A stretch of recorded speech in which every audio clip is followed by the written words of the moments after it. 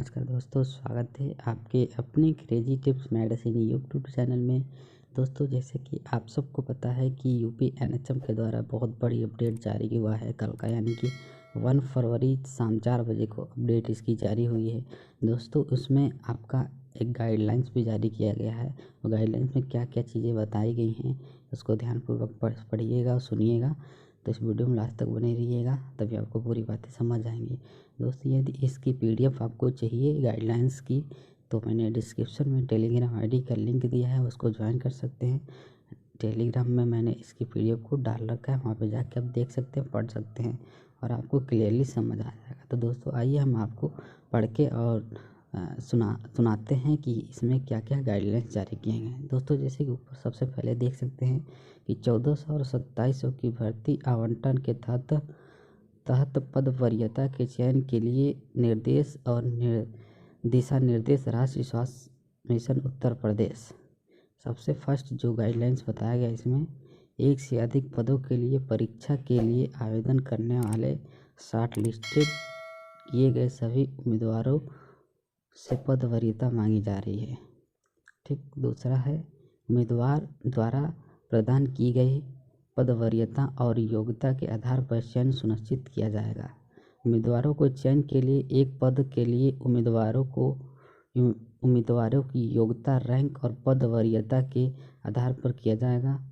पूर्व निर्धारित मापदंड के अनुसार अन्य शेष पदों के लिए उनकी उम्मीदवारी पर विचार नहीं किया जाएगा। तीसरा है उम्मीदवारों को ऑनलाइन आवेदन पत्र पर इसमें लिंक दिया हुआ है द्वारा अपने रोल नंबर और जन्म तिथि के साथ लॉगिन करना होगा। उम्मीदवार को अपनी वरीयता प्रदान करने के लिए ड्रॉप डाउन बॉक्स से पदों का चयन करना होगा। पांचवा है उम्मीदवार को उन सभी पदों की वरीयता प्रदान करनी होगी जिनके लिए उन्हें शॉर्टलिस्ट किया गया है। ठीक है। छठवां में दिया है कि मैं पूरी तरह से समझता हूँ या समझती हूँ कि पद वरीयता का विवरण जैसे कि ऊपर बताया जा रहा है, मेरे द्वारा प्रदान की गई पद वरीयता और मेरे द्वारा प्राप्त योग्यता के आधार पर चयन किया जाएगा। मुझे पता है कि मुझे मेरी योग्यता, रैंक और पद वरीयताओं के आधार पर केवल एक पद के लिए चुना जाएगा। अन्य शेष पदों के लिए मेरी उम्मीदवारी पर विचार नहीं किया जाएगा और समय समाप्त होने के बावजूद मैं अन्य पदों के उम्मीदवार का दावा नहीं करूँगा।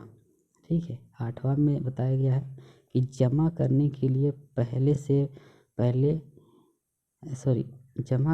से पहले चयनित पद वरीयता का पुनर्लोकन। ठीक। नौवां है पद वरीयता का अंतिम जमा वन टाइम पासवर्ड OTP आधारित होगा। OTP पंजीकरण मोबाइल नंबर RMN को साझा किया जाएगा। उनकी उम्मीदवार RMN पर भेजे गए सभी पासवर्ड OTP डालने के बाद फॉर्म जमा कर पाएंगे। यहाँ पे 9वां में आपको एक बार और रिपीट करके बता दे रहे हैं। इस पर लिखा है कि पद वरीयता का अंतिम जमा व वन टाइम पासवर्ड OTP आधारित होगा। OTP पंजीकृत मोबाइल नंबर RMN को साझा किया जाएगा। उम्मीदवार RMN पर भेजे गए सभी पासवर्ड OTP डालने के बाद फॉर्म जमा करेंगे। ठीक है, ये जमा कर पाएंगे।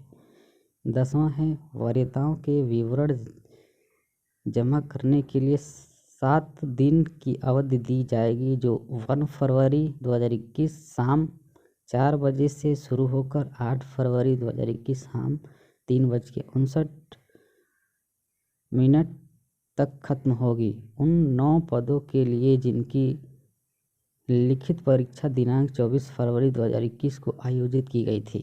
ठीक।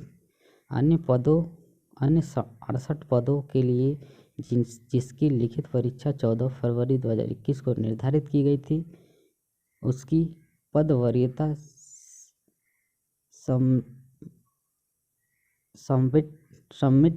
सबमिट करने की अवधि 10 फरवरी 2021 शाम 4 बजे से शुरू होकर 17 फरवरी 2021 शाम 3:59 मिनट तक ख़त्म होगी।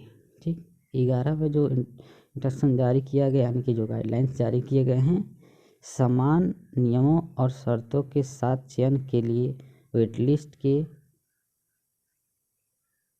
क्लियरेंस के वेटलिस्ट किए गए उम्मीदवार के लिए भी इसी तरह का अभ्यास किया जाएगा। हालांकि परिणाम तैयार करने के समय यदि उम्मीदवार कई पदों के लिए प्रतीक्षा सूची में आते हैं तो उन परिणाम सभी के लिए प्रतिबंधित होगा।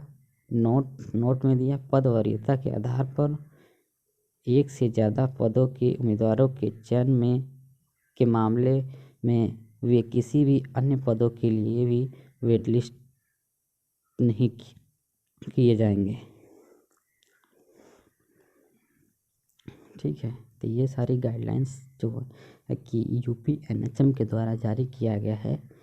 यहाँ पे नोट में दिया है कि उम्मीदवार के विवरण जमा करने के अंतिम दिनांक तक पदों की वरीयता को संबोधित करने के लिए सक्षम होंगे। अंतिम दिनांक को बढ़ाए जाने के मामले में पिछड़े सबमिट किए गए पदों की वरीयता विवरण संबोधित नहीं किया जा सकती। ऐसे उम्मीदवार को उपरोक्त निर्धारित समय अवधि या किसी भी विस्तृत अवधि के भीतर पद वरीयता प्रदान करने में विफल रहते हैं, ऐसे उम्मीदवार के लिए यदीक्षक चयन किया जाएगा। अन्य शेष पदों के लिए उनकी उम्मीदवारी पर विचार नहीं किया जाएगा और अन्य पद के लिए दावे विस्तृत नहीं किए जाएंगे। उपरोक्त मांगी गई पद की वरीयता भर्ती प्रक्रिया का एक हिस्सा है और कोई भी उम्मीदवार इस प्रक्रिया के चयन का दावा नहीं कर सकता। चयन प्रक्रिया में प्राप्त योग्यता और पूर्व निर्धारित मानदंडों पर आधारित होंगे। तो ये सारे दोस्तों गाइडलाइंस जारी किए गए हैं। तो आशा है कि आपको समझ आ गया होगा। यदि आपको नहीं समझ आया है तो आप टेलीग्राम आईडी को ज्वाइन कर सकते हैं और जाके उसकी पीडीएफ को देख सकते हैं और आसानी से पढ़ सकते हैं। क्लियर आपको वहाँ पे समझ आ जाएगा। तो थैंक यू दोस्तों, आपको इस चैनल पे बने रहने के लिए, जो इस चैनल पे सब्सक्राइब करना चाहते हैं